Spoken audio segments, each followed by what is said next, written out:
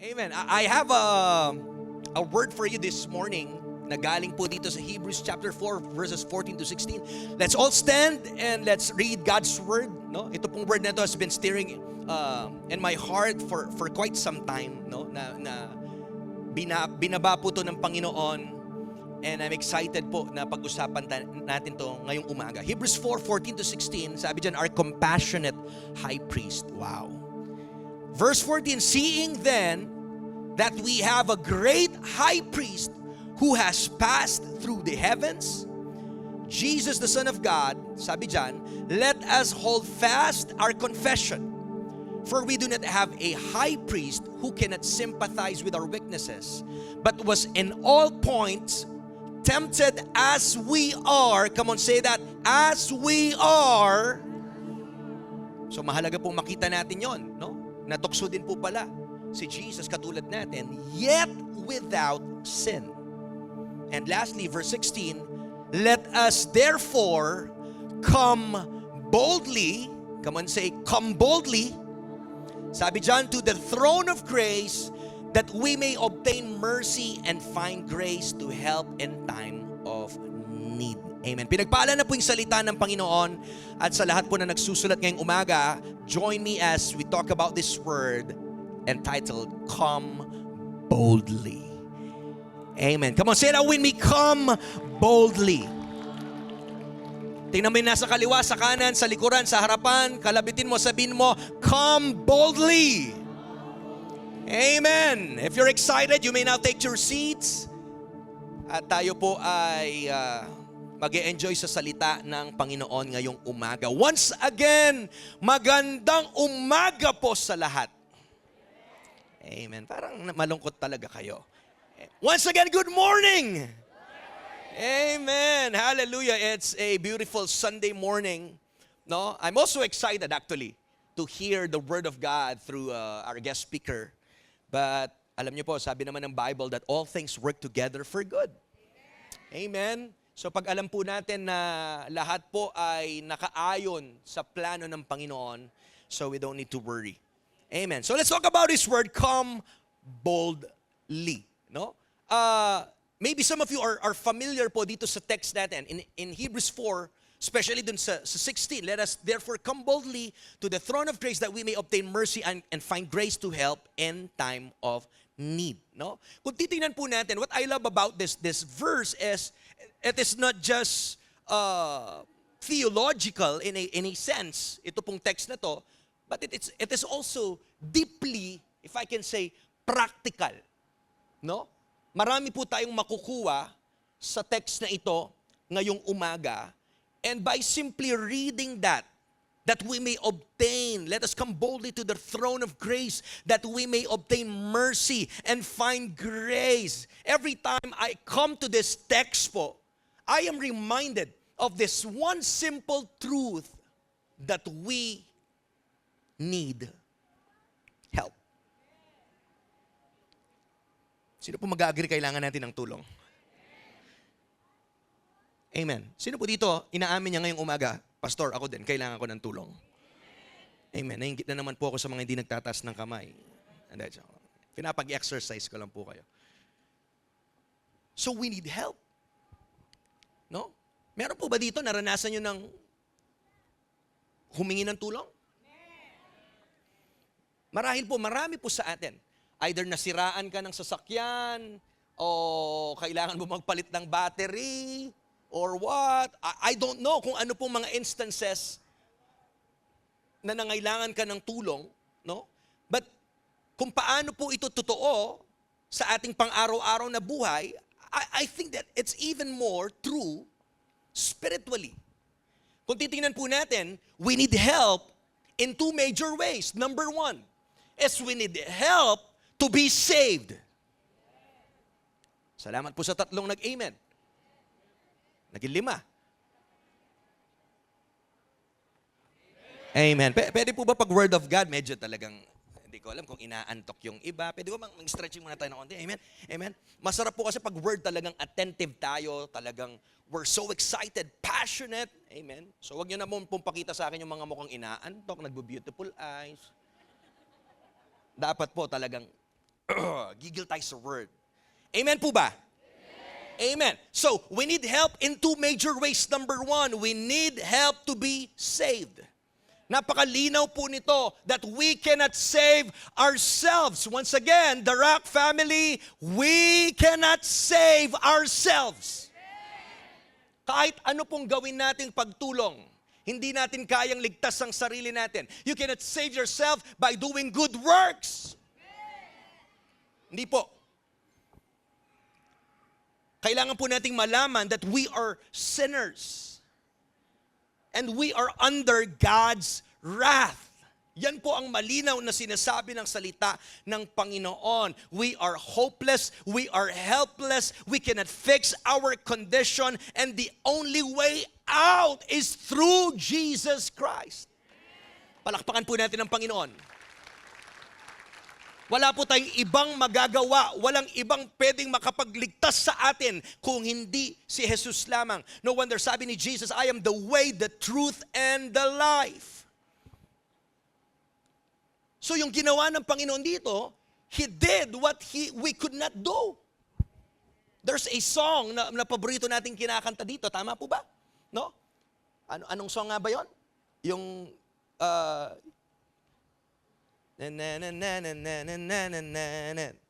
to the cross and rock your body, no?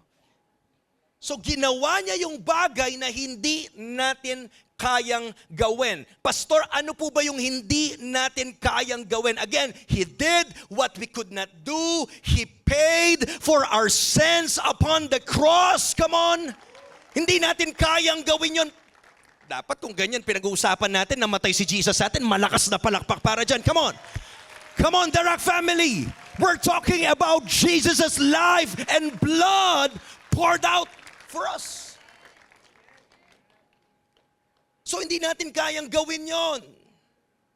And His death, it means what? Ang ibig sabihin po noon is, tayo po, dahil po sa kanyang ginawa sa krus ng Kalbaryo, tayo po'y napatawad sa ating mga kasalanan. Amen. And when we believe in Him, sabi ng John 3:16, makakaranas po tayo ng kapatawaran sa ating mga kasalanan. No? Pag tayo po ay sumampalataya doon sa ginawa ni Jesus, once and for all, that's the finished work of Christ sa krus ng Kalbaryo. I love what Paul said po sa church in Antioch in Acts chapter 13:38 na sabi niya dito, therefore, my friends, I want you to know that through Jesus, napakalinaw, through Jesus, the forgiveness of sins is proclaimed to you. Amen po ba? So malinaw po. It's not because we have earned our salvation or we have merited it in such a way, kahit paano ka magtumulong, magpakabait araw-araw, hindi pa rin po sapat yan para maligtas ka. Malinaw po yan. Yung kabaligtaran naman yan na sinasabing tumulong ka, magpakabait ka, religion po yan. We cannot earn it through our good works. Malinaw po. Hindi rin tayo maliligtas dahil ginawa natin yung parte po natin or there are some teachings na talagang you need to do such things and then God will do the rest. That's not the gospel. We need to understand that Jesus paid it all. Not some. Jesus paid it all. Upon the cross. Yun yung bagay na hindi po natin kayang gawin sa ating mga sarili. So it's not Jesus plus us or your good works plus Jesus. No. It is Jesus alone. We are saved by grace through faith alone. Nothing more, nothing less. Hindi mo kailangan tulungan si Jesus para maligtas ka. Ang ganda rin po na sabi ni Pablo, Romans 5 verse 6, you see, at just the right time, when we were still powerless, Christ died for the ungodly. Sino po yung ungodly na yon? Tayo po yon. We're ungodly before Christ. And through faith in Him, we are forgiven. Through faith in Him, tayo po'y napatawad. We are forgiven and made right with God. So again, unang-una po, we need help in two major ways. First is we need help to be saved. At pangalawa naman po is we need help to keep going. Or what we call sanctification.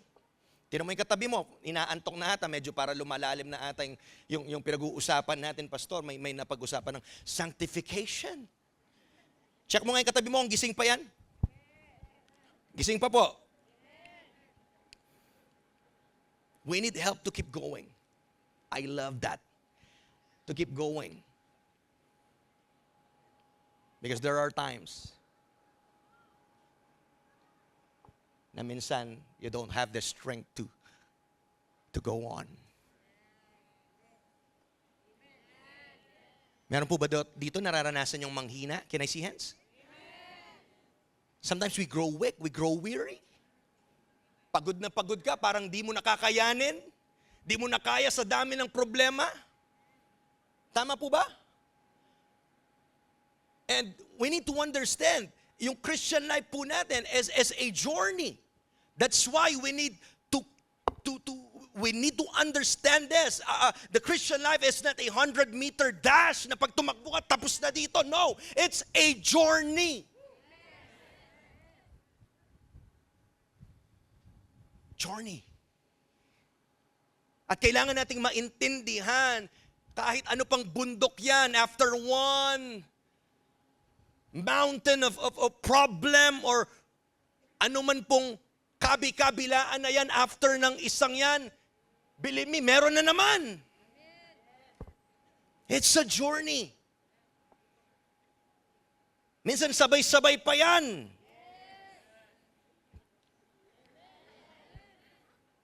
Meron po ba dito? Nararanasan yon? Parang, uy, wait lang. Ako na naman yung paborito nyo. Minsan yun yung totoong nangyayari sa atin. Yung buhay natin, sometimes we are on a mountaintop experience. Minsan valley low. And I love what John Bunyan said po, no? He is a 17th century English preacher and author. Meron po ba dito? Buhay na ng mga 17th century. Wala pa. Baka po may buhay na dito at na kaibigan niya si John Bunyan. Meron po siyang sinulat na napaka-classic, no? Na writing, at ito po tinawag niyang Pilgrim's Progress.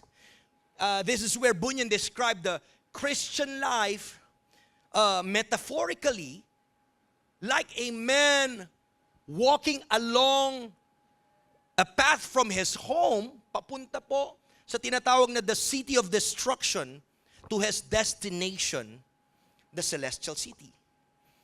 At kinuwento po dito ni John Bunyan that along the way, this pilgrim is met with some joys and some sorrows. He meets friends like faithful and hopeful who encourage him along the way. Nakaka-relate po ba kayo?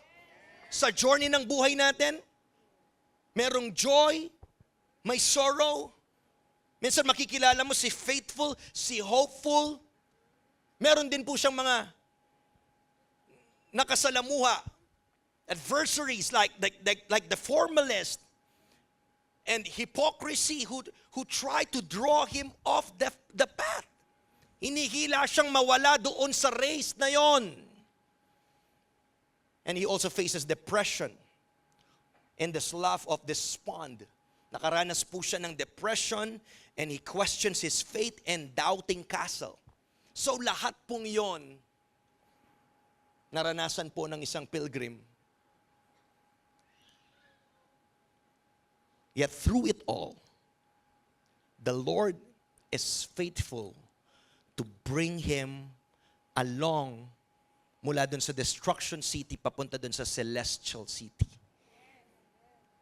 And I think this is a great picture of our Christian life. It's like us na nakaranas po ng iba't ibang klase. kabigatan, problema, nasadlak, na-depressed, you became anxious, may mga time, maybe nadapa ka, you don't know how to get up once again, and may pinadala yung Panginoon sa'yo. But through it all, I'm here to tell you that the Lord is faithful to sustain you, to provide what you need. Hanggang makarating ka sa dulo. Sino po naniniwala na bakit buhay ka pa ngayon? The only reason that you are still alive. Come on, come on, come on, come on. It's all by the grace of God. Come on. Sige po, 10 segundo, palakpakan mo si Lord. Come on. Come on. It's only by the grace of God. Yes, we understand the Christian life is not an easy walk. It's filled with ups and downs. It's filled with successes and failures. May mga temptations na nakapalibot po sa atin. Tama po ba? Kagaya din po ni Pablo.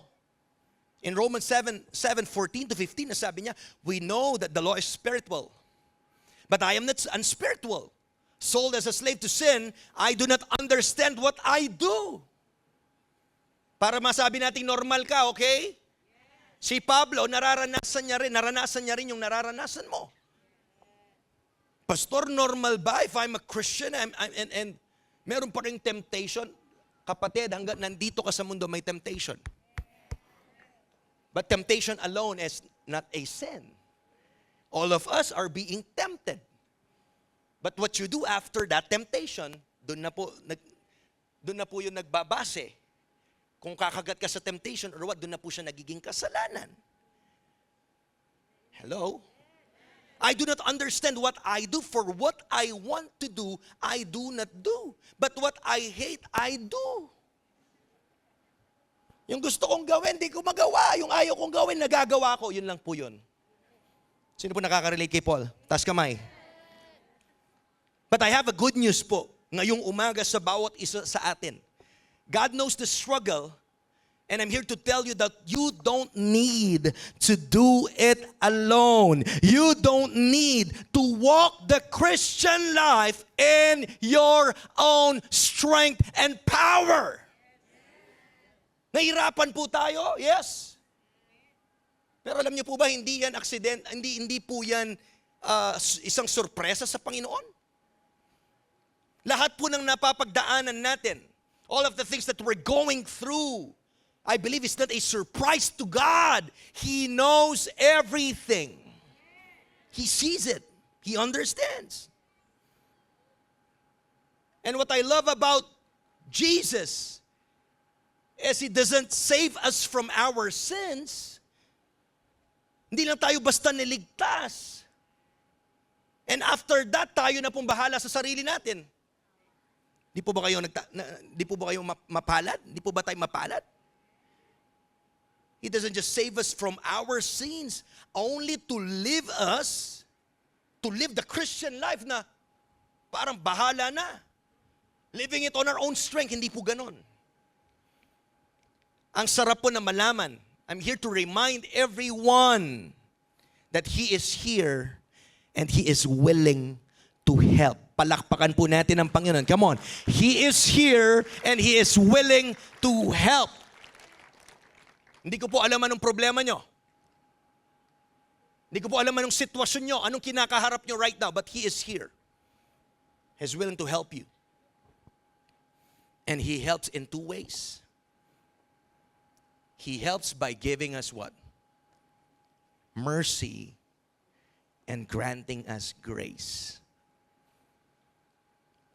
Mercy and grace. Mapalad po yung mga tao, yung pangalan nila ngayong umaga ay Mercy at si Grace. Yan po ang regalo ng Panginoon sa atin. Tinutulungan niya tayo again by giving us mercy and granting us grace. Mercy, habag. I will expound it later. Mercy when we fail.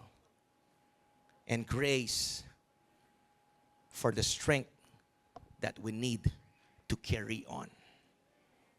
Binibigyan ka ng habag ng Panginoon pag nagkamali ka, nadapa ka, at binibigyan ka niya rin ng lakas at biyaya para tumayo at ipagpatuloy mo yung race na yan. Palakpakan mo yung Panginoon. Come on.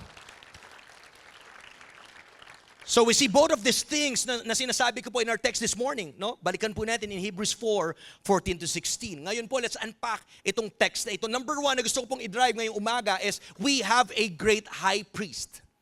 We can see that in verse 14. If you need mercy from on high, if you need grace from the Lord, the good news is we have a high priest who is ready and willing to give us grace and mercy. Actually, that's the job of a high priest. At ang sarap po na nagsimula itong verse 14, that the writer of Hebrews, he begins with the declaration na sabi niya, we have a high priest. So kung titingnan po natin dito, malalim po ito to the original readers. It meant something na very specific to them. Alam ko po, for some of us, no? Or maybe, marami po sa atin dito ngayong umaga, alam po natin yung sistema in the Old Testament where God established a priesthood. At ang mga priest po, sila po yung considered na mediator, no? Between what? God and men. So pag nagkasala po yung tao, when people sinned, anong nangyayari? They brought sacrifices, they confessed their sins doon sa mga priest, and the priest, sila po yung nagme-mediate on their behalf. And once a year, doon po sa tinatawag na Day of Atonement, no? The high priest would enter, imagine, only once a year, the high priest would enter the most holy place. Siya lang po ang pwedeng pumasok doon. And he would offer sacrifice first for his own sin. Dapat po, bago niya ialay yung kasalanan ng buong bayan ng Israel, una siyang malinis. That's why he is offering first for his own sin, then for the sins of the people. So kung titingnan po natin yung story yon, yung the way po nilang ginagawa, it was a very sacred moment and also a fearful moment, if I can say. Dahil maliwanag po that sin required what? It required atonement. Ulitin ko po, ito po yung gusto kong pakita dito. Every detail of that old system, it was teaching us this one truth that, look at this, sin requires sacrifice. Yung pinapakita po, gising pa po ba tayo? Yung pinapakita po sa Old Testament, dahil ang Diyos po, He is a just God. At hindi niya po hahayaan yung mga kasalanan to go unpunished. So lahat po yan, pag nagkasala, kailangan po may sacrifice na tinatawag.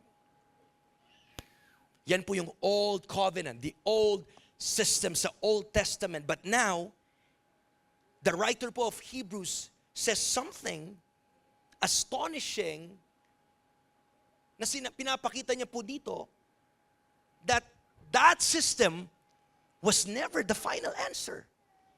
Hindi po natatapos doon lamang. Because now we have a greater high priest at ang pangalan niya po is si Jesus. Palakpakan po natin ang Panginoon. And si Jesus, He is not entering an earthly tabernacle katulad po ng mga high priest nung sa Old Testament. But binasa natin kanina, He is passing through the heavens. He's not offering the blood of animals, but He is offering His own life. At ang kagandahan sa Old Testament, hindi ko alam kung buti hindi pa nauubos yung mga hayop noon sa kaka-offer po nila. And that system ay temporary lamang po na makakapagtakip sa kanilang kasalanan. Pero hindi po dito sa bagong way na pinapakita po ng writer of Hebrews.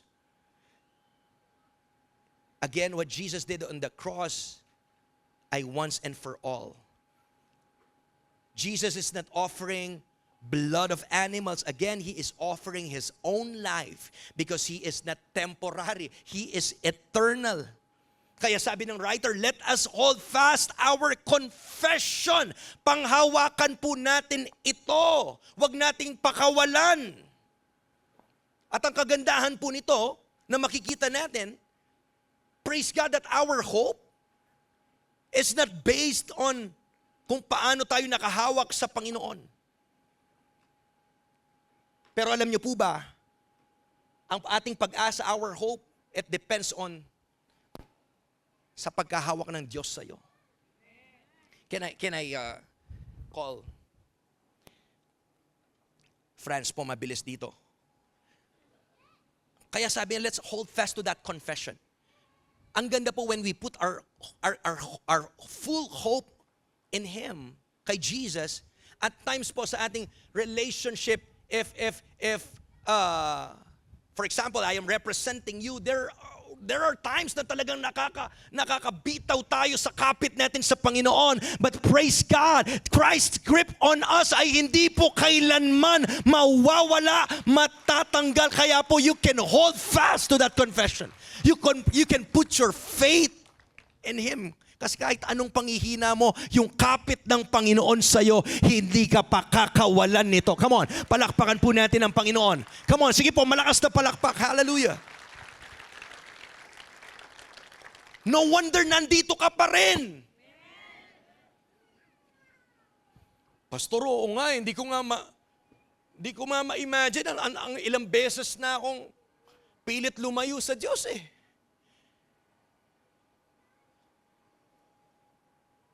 Yan po yung kagandahan. Ang Diyos po hindi ka niya pakakawalan. He will never let you go. Once again, palakpakan po natin ang Panginoon.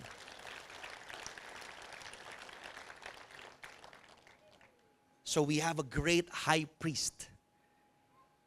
Are we getting this? Hindi na po sa old way. Pero si Jesus po is the great high priest. Not only that, second po, in verse 15, I want to drive here, is this, He is able to sympathize with us. Ang sarap po nun, no? Alam niya, marunong siya, nakikisimpatya po siya sa atin. Ano pong ibig sabihin ng marunong makisimpatya? Basahin po natin ulit in verse 15. For we do not have a high priest who cannot sympathize with our weaknesses, but was in all points tempted as we are, yet without sin. So makikita po natin dito, our high priest, no? Or kahit po yung mga priest lang during the Bible times. Alam niyo po ba? You cannot even come near, close to them, or you can't even touch them kasi po, sila'y malinis. Meron pong, sa Bible times, makita mo yung gap ng tao at ng high priest. Lalo na kung unclean ka, edi mas lalo na. Pag ikaw ay dinudugo, pag ikaw ay may sakit, ayan po, you are considered outcast. Tama po ba? So bawal kang lumapit, bawal mong lapitan yung high priest. But what the writer of Hebrews is trying to drive here, na sinasabi po niya, si Jesus, ibahin mo, He is not distant, Jesus is not detached, Jesus is not disconnected, but He sympathizes. Come on! Marunong pong makisimpatya yung Panginoon. And that word, it means He knows what we're going through. When you say He sympathizes, look at this. He suffers with us. Nararamdaman niya. Come on, yung nararamdaman mo.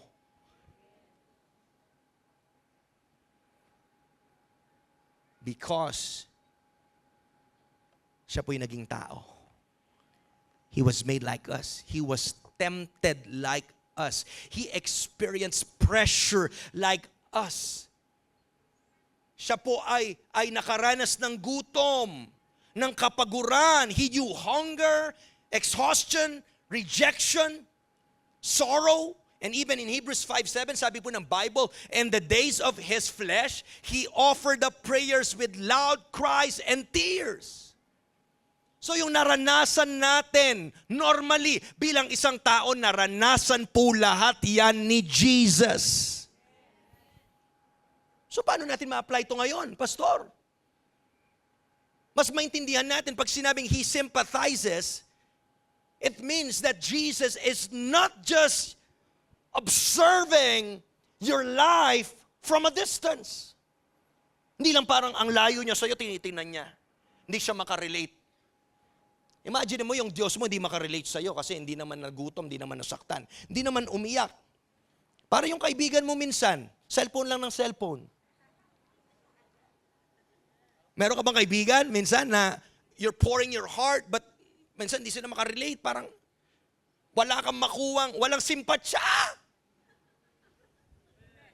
O mababait lahat ng kaibigan natin dito. Amen. Tama. Ibahin mo si Jesus. Namuhay po siya dito sa lupa. He understands what it means to be weak. He understands what it means to be tested. He understands what it means to struggle. Lahat pong yan, naranasan niya. And yet there is one big difference sa atin at kay Jesus. Nasabi po dun sa verse natin, he was tempted, yes, in every way, yet without sin. Hindi po siya nagkasala. He's not only someone who understands your struggle, hindi lang siya kaya niya makisimpatya kasi naiintindihan ka niya. Not only that, but he also overcame yung mga bagay na pinagdadaanan po natin. Palakpakan po natin si Lord. Come on, come on, come on. He overcame it. He doesn't just understand your weakness, but He's able to help you with your weakness. Kaya kanyang tulungan. Kaya kanya na tulungan para malampasan mo anumang pinagdadaanan mo right now. Again, Jesus went through all of our experiences. And the good news is what? He was victorious. Matagumpay po siya. He never sinned in the process. And so I believe He can help us because He knows what it's like. At ang sarap po, dahil nga napagtagumpayan niya, nauna na siya, naranasan niya. Kaya niyang ibigay sa atin yung bagay na kakailanganan natin for us to overcome our temptations. Amen po ba? Number 3 na po tayo, gisingin niyo na po yung natutulog. Amen. Sa taas po, gising pa po ba? Amen. Yung iba, o last na lang nga mag-amen, nung number 3 na point pa. Amen. Number 3, I love this. He gives mercy and grace. Hallelujah. Sabi niya sa verse 16, let us therefore come boldly to the throne of grace that we may obtain mercy and find grace to help in time of need. Me and my wife have been discussing this verse. I think this week I was sharing it to her. Kung paano po, I think dumadaan po ako sa tinatawag na parang deconstructing, if I may use that word. I'm trying to understand what it really means, yung mga text na ito. Not coming from our own personal experiences, but I want to be liberated by what the Bible tells us kung ano po talaga ito.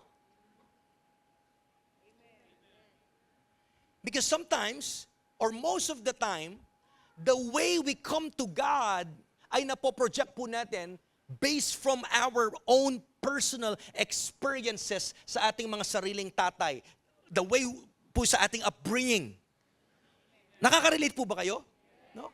Kaya minsan parang ang hirap tanggapin ng love ng Panginoon kasi iba yung naranasan mo dito sa lupa eh. If I may safely say that. Kaya po parang I was really praying na Lord, ma-unpack namin. We want to see you for who you really are. No, for who God is sa buhay po talaga natin. And this week sinampal po ako nito. What does that mean na we can come boldly to the throne of grace? If I will ask you this question, pag tayo po'y nagkakamali, sometimes when we fall, how do we respond? Paano tayo lumalapit sa Panginoon? Lumalapit po ba tayo boldly?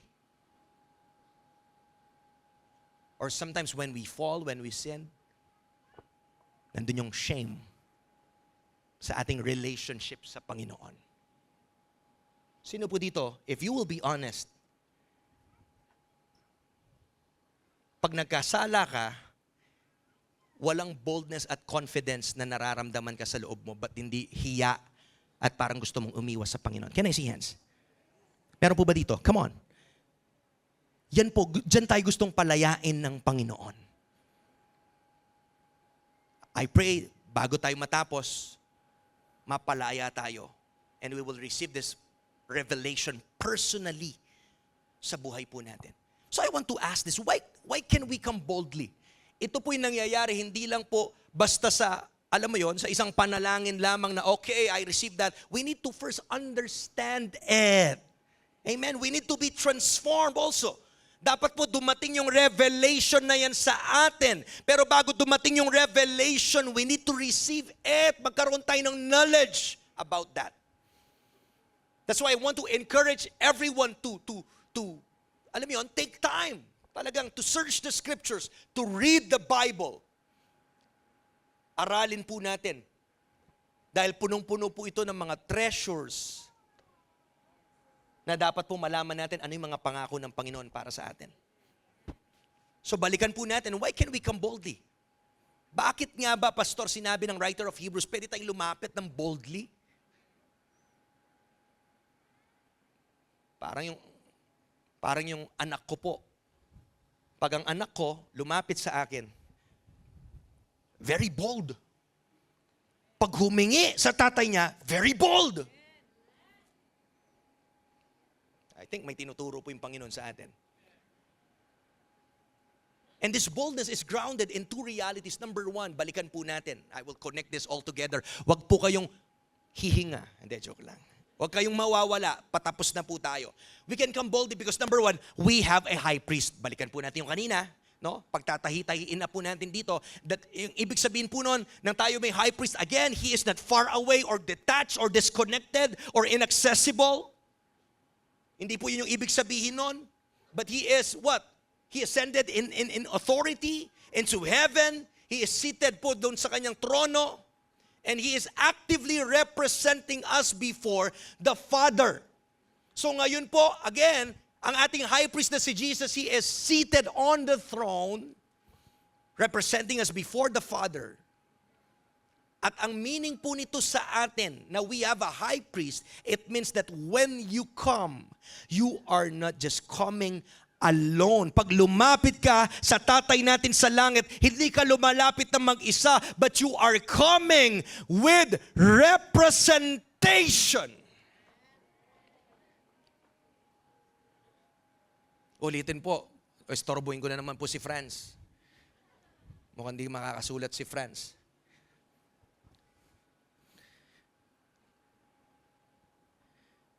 Sino pa po pwedeng nating... Meron pa po bang pwedeng... O si Paul daw, nag-volunteer na po yung Paul. Paul, halika Paul. For example, this is God. God the Father. We're coming to Him. Sabi ko nga po kanina, I think a lot of us ay makaka-relate. Because when we fall, when we sin, most of us, yung reaction po natin is to shy away, may shame. Pero sabi ng Hebrews, we can approach God sa kanyang trono boldly with confidence. At nalaman po natin bakit. Why can we come boldly? Because we have a high priest who is Jesus. So we don't come alone. We're not bold because, hey, God.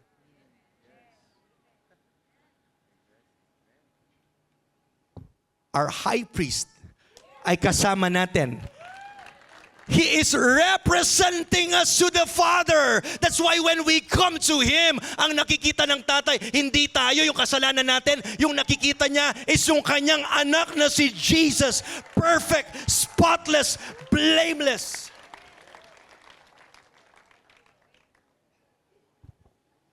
That's why we can come boldly. Walang fear. Kasi nandito yung Tatay mo. Nandito yung great high priest natin. Palakpakan niya po natin ang Panginoon. Sige po, marami pong salamat. Huwag niyo pong kalimutan yan. That we are coming with representation. Kung sa atin lang pong sarili, no.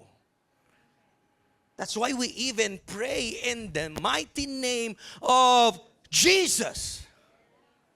Kaya pag nananalangin ka, nandun yung password mo sa pangalan, makapangyarihang pangalan ni Jeremiah. Amuwari. Ni JP. No. Ni Marites. No. In the mighty name of Jesus. Come on, somebody. Come on. Palakpakan mo yung Panginoon. That's why you can come to Him anytime. Pastor, kahit nagkasala ako, pag-usapan pa natin, lumalim pa tayo. Opo. Church, you are not presenting yourself on your own merit, but you are coming, again, under the covering of Christ. Again, sabihin ko po, kung sarili lang po natin, kulelat, wala. We deserve the punishment of God. We deserve the wrath of God. But praise God, nirepresent tayo ni Jesus. Instead na yung record natin, ang tingnan, yung record ni Jesus, yung tiningnan ng Ama nating nasa langit. Palakpakan po natin si Lord. Come on. So why we can come boldly? We have a high priest. And number 2, balikan din po natin. In verse 15, He understands us. Naramdaman niya po. Hindi na po ako magtatagal dito. Binabalik ko lang po para maitahin natin ang maayos dito.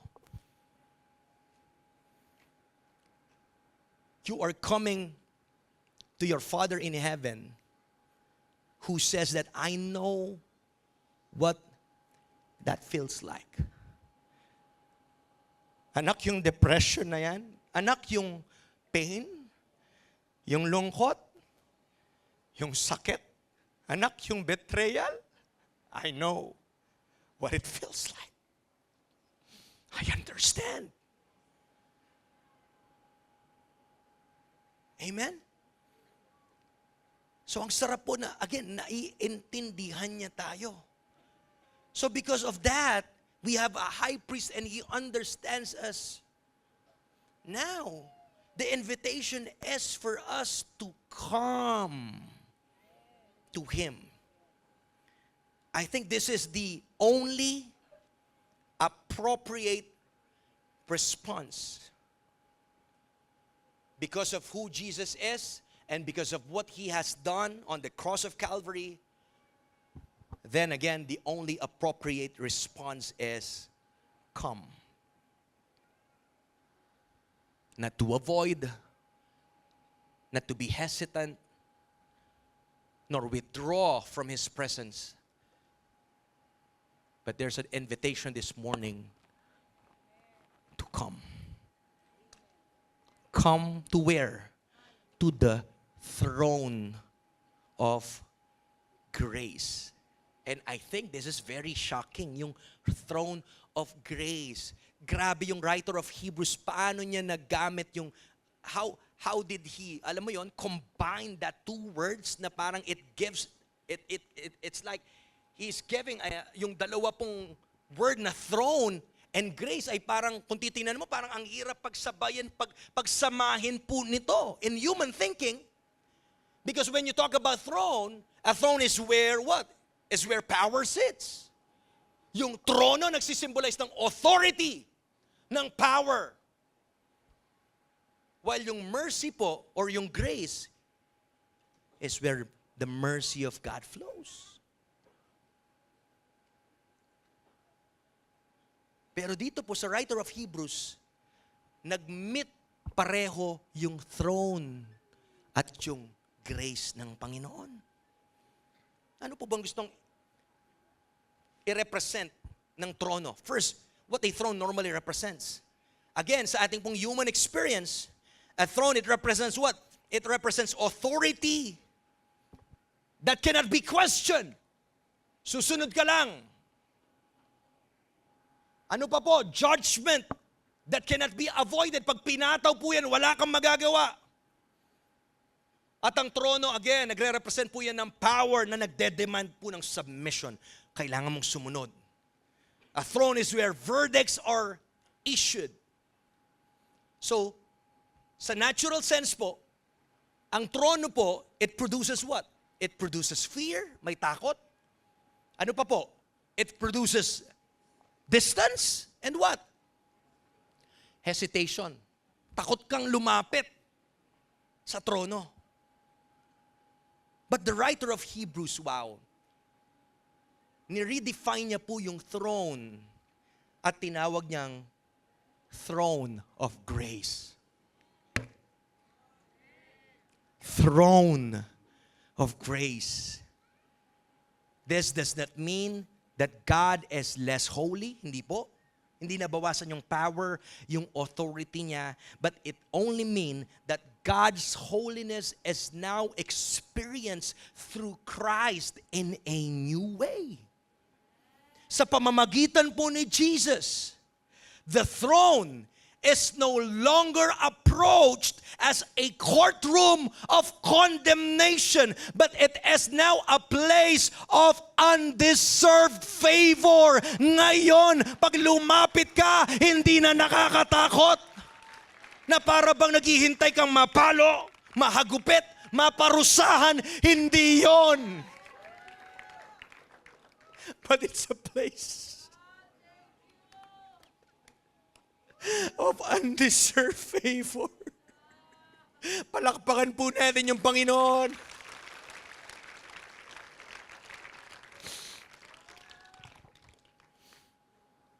So what changes is not the authority of God. Hindi po yun yung nababago.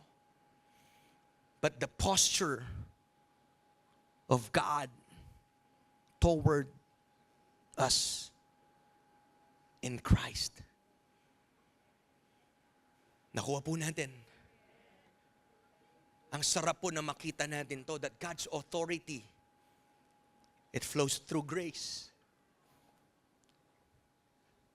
I understand. Yes, we love our earthly parents. They're not perfect, yeah. Maybe yung mga naranasan mo ay cycle din po. Yun din po yung nagawa sa kanila, yun din yung upbringing nila. Yun din yung na-practice nila, that's why yun po yung naibaba sa'yo, sa atin, or what, I don't know. But ngayon po, sa lente pong ito na pinapakita ng Panginoon, that God's authority, now it will flow through grace. And alam niyo po, while saying this, I'm also being convicted and rebuked at times. Especially po dito mga parents. Can I see hands? May mga time na yung mga anak mo, lalo sa amin, bata pa lang, makukulit na, mga 5, 3. And sometimes, we're using what? Sometimes you threaten them. Pag hindi ka nakinig. Pag di ka, iiwan kita dyan. There is fear.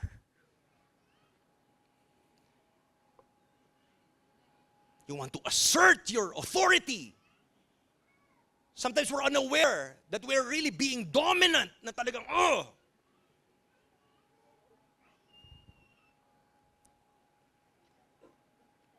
Pero sa trono pala ng Panginoon, hindi pala ganun yung gustong pakita ng Panginoon sa atin.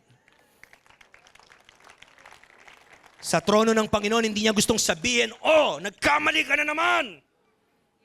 Paulit-ulit ka na naman. Itong bagay sa'yo.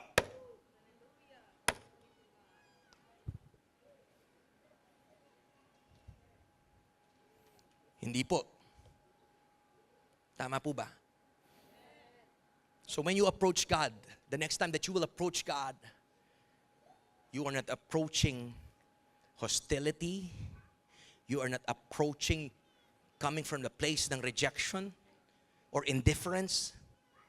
But you are approaching grace that is reigning on a throne. And His name is Jesus. And what do we receive? Sabi niya, you can come boldly to the throne of grace. And now it becomes practical that we may receive mercy and find grace to help in time of need. Kailangan mo ng mercy. Number one, mercy for our failures. Diba? Minsan, yung rason bakit ayaw mong lumapit kasi doon sa mga nagawa mong kasalanan. Nandun yung hiya. But I'm here to tell you that the devil is a liar. Yung puwilit na ginagawa ng kaaway ay ibalik yung nakaraan mo na pinatawad na rin ng Panginoon. And as you approach God, you will have mercy. You will receive mercy for our failures. When you talk about mercy, yung kanyang habag, mercy speaks to your past. And I believe it answers the question, what about what I've done? Yun kasi yung mga nandito mo eh. Bakit ka nahihiya? Bakit di ka makalapit? Yung kasalanan ko, yung mga nagawa ko, ang dumi-dumi ko. At anong sagot sa mga nagawa? Makinig, lahat po tayo dito, patapos na po ako. What's the answer to those things? What about the things I've done in the past? Come on. The answer is the throne. The answer of the throne is what? Is mercy. Tanggapin mo ang habag ng Panginoon galing sa kanyang mabiyayang trono. Palakpakan mo yung Panginoon. Habag. Anong ibig sabihin ng habag? Kailangan mo dapat parusahan.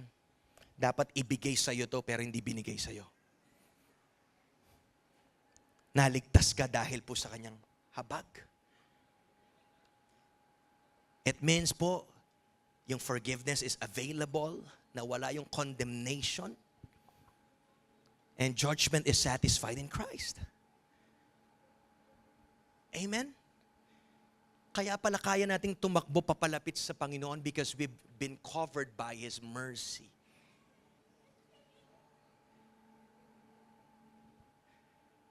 And the next time that you will approach God, I pray you will not approach God that nakikipag-negotiate ka pa.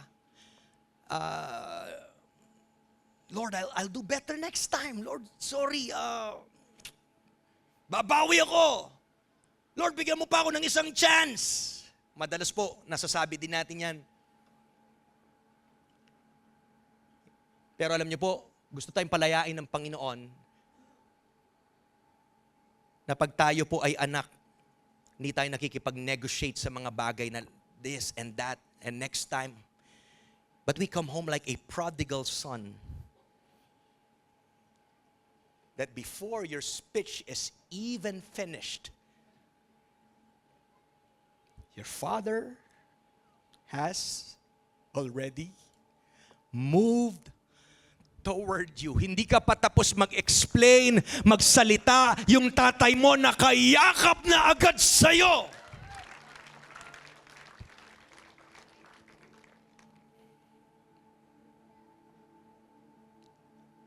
And you receive what? Mercy. And lastly, not just mercy, but grace. Grace para saan? For our present and also our future. If mercy, it answers our past, yung grace po, it answers our present and future. Sabi, find grace to help in time of need. Yung grace po, it is the empowerment of God. It is help. Yung grace, it means what? This is strength when you are weak. This is endurance when you want to quit already. This is wisdom when you don't know what to do. Grace is also what? An empowerment. It's power when temptation rises. So ito po yung provision ng Panginoon. Binigyan ka niya ng mercy doon sa nagawa mo in the past at ngayon grace para mapagpatuloy mo yung race. Grabe. Palakpakan niya po natin yung Panginoon. Sa tutuusin, wala tayong excuse para hindi tayo lumapit at magpagamit sa Panginoon.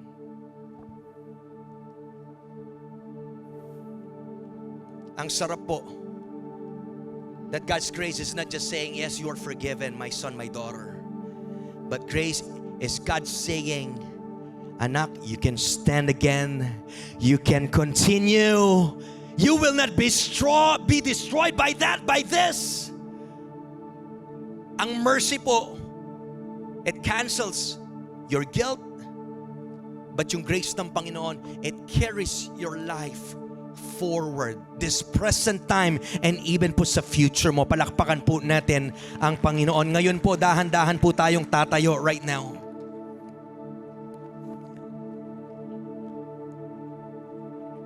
And this is where this theology, it becomes unforgettable sa atin. Look at me, church, as I end. Again, we cannot, look at me, we cannot fix ourselves. All eyes, pumayapa muna po tayo. Gusto ko pong i-drive to ng maigi sa bawat isa. And I pray that by the grace of God, ma-implant po itong seed sa atin. We cannot fix ourselves. Katulad po sa physical, you don't clean yourself before you go sa shower. Kaya ka pumapasok at naliligo kasi marumi ka. Same po, gusto kong kunin yung analogy pong yon, that you don't need to fix yourself before coming to God. Huwag kang lalayo. Lord, ayusin ko muna yung sarili ko. I need to fix myself, Lord. I need to fix this mess. No!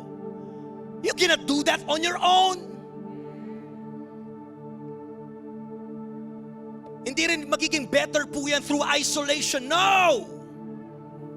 And this is where many people get stuck. That they think that I'll come to God when I improve. Lord, sige, lalapit ako sa iyo, Lord, pag okay na ako. Pag nag-improve na ako. I'll pray when I get better, Lord, or I'll go back, God, when I fix this. No! The gospel, it flips that completely. Pinapakita niya po sa atin. You don't come to Jesus because you are clean, but you come to Jesus to be cleansed. Lumalapit ka sa Kanya para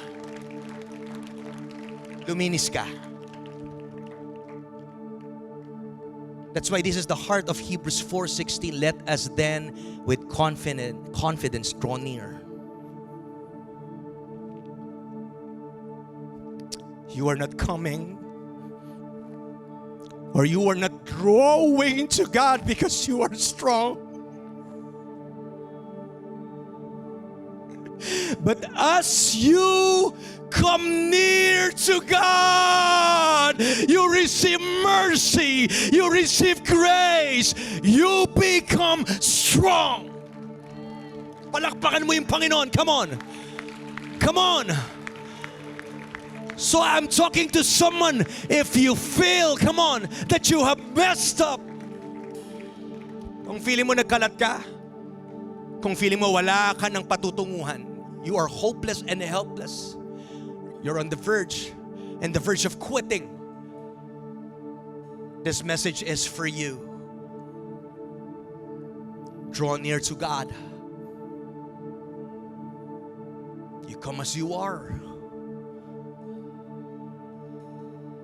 Lumapit ka sa Kanya, hindi dahil malakas ka, no. But because strength is found as you draw near to God.